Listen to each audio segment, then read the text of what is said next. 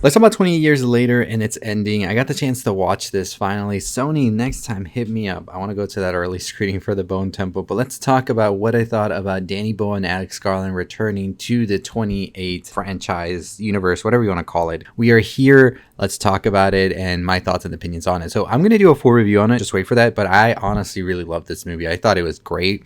And I think a lot of what it's talking about really is something, the more you sit with it, the more you really start to feel it. And if you hate it, I can definitely see why some people would have hated it, and we'll talk more about that in another video, but I really loved it. So let's talk about it. So this movie basically showcases right at the beginning the initial outbreak of the Rage virus. And in this sort of way to catch up everybody who might not be aware of what happened, we get to meet a new character named Jimmy, who is in the Scottish Highlands, who sees his whole family be infected while watching Teletubbies. I mean, what much more of a dark day can this get, right? Then we see him run to a nearby church where he pleads to his father to help him escape. His father is like a priest of sorts, and he just tells him, "No, my son, this is Judgment Day. Embrace it. Take this crucifix and let this whole day be a reminder of Judgment Day."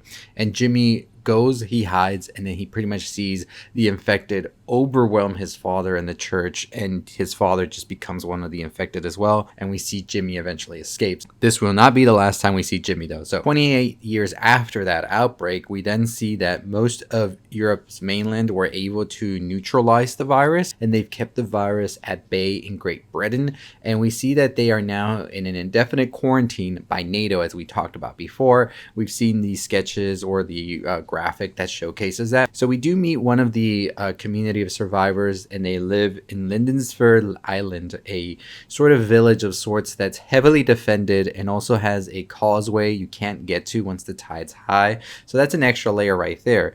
What we see here is Jamie, who is taking his young son Spike in a coming of age type of like outing. He's going to become a man. He's going to start serving the community, so he has to go out and get his first kills. Spike, a little hesitant to do this because his mother is suffering through headaches as well as memory loss, nosebleeds, and who knows what else, is very concerned for her. But Jamie, the father, is just like, you got to do this. This is part of everybody's like upbringing. Eventually, they come across new infected as they go out into the mainland, which includes Slolos, which are like the infected, but they're more like crawly of sorts. They eat earthworms, protein, wherever they can find it, and they can go at a point fast, but they're kind of slow still. So they're able to be killed pretty easily, and this is one of Spike's first kills, and it kind of gets to Spike as well because this is like a pack of a family that him and his father kill. His father's a little bit more detached to the killings and all of that, and this is where eventually we're going to see a rift between father and son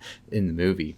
What we eventually see, however, is during a run-in with a bunch of runners and an alpha. An alpha is a new type of infected as well, and they sort of lead the pack of runners and are able to kind of control them. They're a bit smarter, they're a bit more cunning as well. We see that Spike and his father eventually do outrun the infected and hide out, and this is where they see from the top of the home a fire, and Jamie tells Spike, "Don't worry about that fire, there's just people all over the island." I don't know who that could be, right? This fire is going to be very important because once we see that Jamie and Spike get back to the mainland after evading the Alpha, who was right after them, we see that Jamie and Spike go out to celebrate Spike's first outing, and Jamie gets a little bit more in the mood to celebrate as he's actually cheating on his wife Isla with another woman on the island, and we see that Spike's like pissed about this as well, and he also finds out that that fire came from a doctor named Dr. Ian Kelson, who was a doctor previously. Jamie eventually gets confronted by Spike about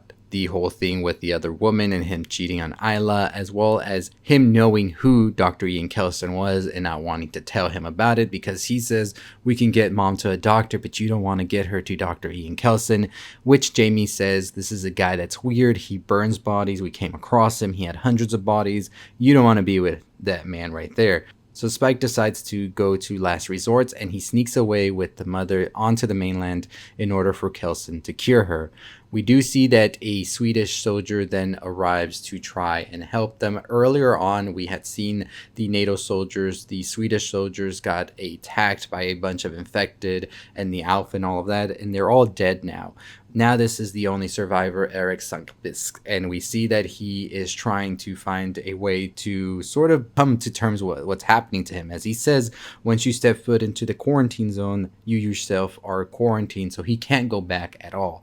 We do see that him, Spike, and Isla are venturing out to find the doctor, and after this, he will probably join their commune, he says. On this trip, however, they eventually come across a pregnant infected, and we see that Isla helps the pregnant infected woman to give birth. This child is not infected, but we do see that the infected pregnant woman then tries to attack them. Luckily, Eric's able to kill her, but now he wants to kill the baby as well because he sees it as it being a zombie baby, as he said. The word zombie has been thrown out here. I don't know what to tell you about this, but the word zombie's out there. We'll talk more about that in another video though. Eventually, however, we see the Alpha appear and tear the head off of Eric right before he tries to shoot the baby. The Alpha then starts chasing both Spike as well as Isla and the baby. It seems that this baby might have been the Alpha's baby. It seems like that to me, and I want to talk more about that with theories for the upcoming sequel as well. But we eventually see that right as the Alpha is about to get to Spike and Isla, a morphine-laced blow dart is fired by Kelson. He then takes the newborn Spike and Isla refuge, and he shows them the temple he has made of sterilized bones of both the infected and uninfected. He then examines Isla after Spike pleads him to do so, and he pretty much says, you have cancer that has metastasized, and this is pretty much untreatable, and you're gonna die. And something that he talks about is memento mori, so remember that you will die. And then eventually he decides to euthanize Isla with a bunch of morphine darts at her request, as Spike stays with the baby behind, and he can't do nothing because he's sort of been sedated as well. We then see Kelson return back with Isla's sterilized skull and tell Spike to choose a place to put it, and he decides to put it at the top of the temple. And he had done this as well previously with Eric, and sort of Spike has come to terms with death now. We then see as the Alpha that Dr. Kelson had put to sleep of sorts is now returned to try and get Kelson and Spike and the baby, but as Spike is able to get another one of the morphine darts, he puts the Alpha back to sleep. We then see Spike return back to the island, and he leaves the newborn there behind the gate with a note to Jamie revealing that he has seen a lot, and he has seen this baby as well be born from an infected, but they're not infected, and he has now named the baby Isla and wants his father to take care of it. We do see that Jamie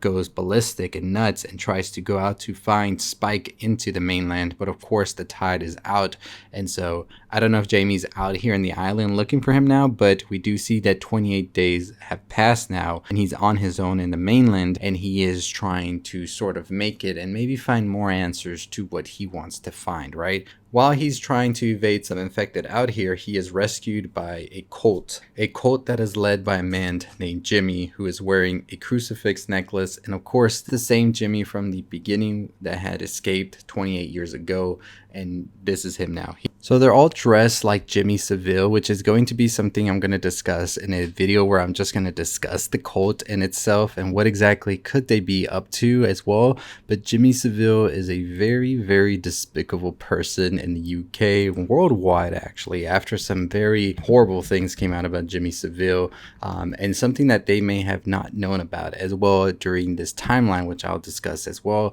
It is a very, very big thing that came out in 2012, but I'm here just to discuss the ending for sure, but we'll do more videos and theories about what exactly is happening in this film. So pretty much I thought that this film was great. We see a coming of age story in the 28 universe. Spike comes to terms with everything going on around him. He comes to terms with his father lying to him about certain things. He sees it firsthand, and he sort of sees himself detaching away from his father, where maybe he saw him as a hero at a point, but now really doesn't see him like that and wants to find his own answers. I think think it really is sort of in a way talking about not just maybe religion or government that is oppressive and sort of trying to break away from it, as we see Spike do from this commune, and his father even, who is shielding him from all of these things that are out there, including his own mother's sickness, as his mother says. I think that Spike really is coming to age here and becoming the man he wants to be. He wants to sort of be different than his father was. We see it with the Slolos. His father was very like persistent and almost trigger happy to be killing the Slolos. And we see that Spike realizes that they are a threat in all of this, but sort of feels a way about it when they kill the family of Slolos at the beginning of the film. We see that after, when his father lies about Dr. Ian Kelson and has his sort of like assumptions about him, has made up his mind about him already. You can kind of see that Jamie is a bit, he hides in this shell of sorts and tries to push everything else away, and it's his way or no way pretty much is what Jamie is, and Spike is very different from that. I think that Spike also, that time he spent with Dr. Ian Kelson talking about the infected and uninfected, instead of calling them sort of like monsters or anything like that like everybody else does, Dr. Ian Kelson sort of humanizes the infected and sees them as just others that are living with him. He even calls the Alpha Samson. He gives him a name, says he's known him for 3 years being out here, decides not to go ahead and kill him, but decides to sort of keep him at bay. And I think that sort of showcases the differences between Kelson as well as the differences with Jamie and Spike, seeing all of this as he's growing up. And I think by the end, seeing Spike go out into the mainland on his own, you pretty much sense that Spike is trying to figure out what exactly is this world and where does he fit in it. I think the addition of Jimmy as well there is going to be very interesting for the Bone Temple, which is going to come out in January, and showcase what exactly is this whole cult about. Like I said, they are dressed like Jimmy Savile, and if you don't know Jimmy Savile, very despicable man. We will talk about the Jimmy cult tomorrow. I just got to get my process throughout, but I thought that this film was great. I thought it really showcased a lot of what this universe should be about these 28 years later, where you is these kooky people as well, like the Jimmy cult, that sort of have adopted to maybe something that feels familiar to them in order to be able to continue forward. I think the addition of the Alpha having a baby with another infected sort of raises more questions about what exactly is this virus and how has it mutated this well. And we learned that the Alpha became the way they did because the virus in itself is sort of like steroids as well, and that kind of sort of has mutated their genes and made them a bit different, and have they created a new sort of life form of sorts, right? These people have evolved into something that can be seen as monstrous, but Dr. Ian Kelson sees it more as a breakthrough into nature of sorts. So I think there's a lot of interesting things here, but yeah, by the end, we do see that the baby goes to the village, and the baby is going to be raised by Jamie seemingly, but Jamie, I think, goes out to find Spike definitely by the end of this film, leading into the Bone Temple. We do see that Spike is out here in the mainland trying to figure things out, but I don't think the Jimmy gang is going to be any good news. A lot of Clockwork Orange vibes. We'll talk about that as well in the upcoming video for the Jimmy cult, in which we discuss more of them. Also, the fact about the infected evolving even more. I'm very curious what's even hiding deeper into the mainland that we don't know just yet, and if there is more sort of like these babies being born or more of these alphas. Overall though, we'll talk more about that in an upcoming video. And I think what's going to be interesting to see between Jimmy and Spike in the upcoming, I think, film is the sort of way that they have become different, where I think you saw Jimmy as a young boy go through this traumatic event and eventually lead him down this path to becoming this cult leader of sorts for the Jimmys. And then Spike, who also has gone through some traumatic events as well, and who he will become in the future as well. So I think those two ideas clashing will be interesting. We'll talk more about themes and about more deeper level about the 28 years movie tomorrow, so stay tuned for that, where we talk the themes and everything about it. So make sure you hit the subscribe button, hit the notification bell. We're on the road to 50,000 subscribers. Let me know what you thought about the end of the film, and what do you think is the Jimmy gang. Let me know in the comments down below, and what did you think about the introduction as well. But as always, I'll see y'all next time. Stay safe, stay positive.